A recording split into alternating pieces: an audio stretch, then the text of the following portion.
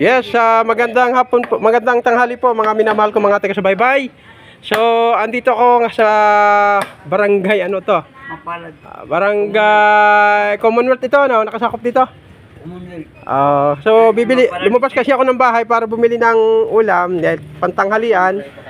So, punta ako doon sa suki kong karinderya para bumili ng ulam. At minadaanan ko si tatay. Binibiyak yung ano, yung shell. Sa amin kasi yan, Batangas ako.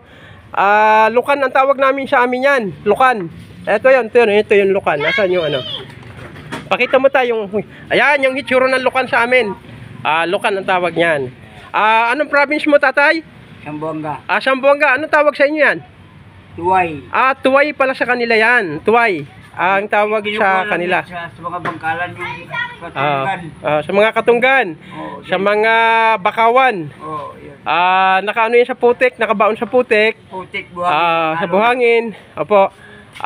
Sa amin kaya sa Batangas, yung karit, ginagano namin ng karit yan.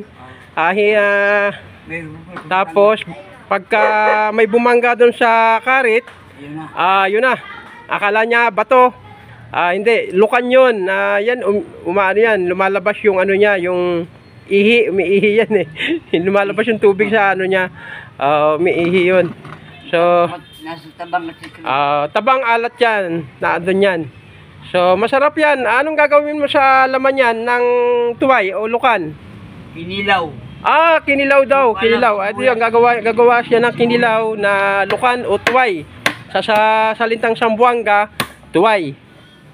Ayan, sa amin sa Batangas ay lukan. Opo. Yan at maraming salamat. Thank you for watching. Mabuhay po mga minamahal kong mga taga-subaybay.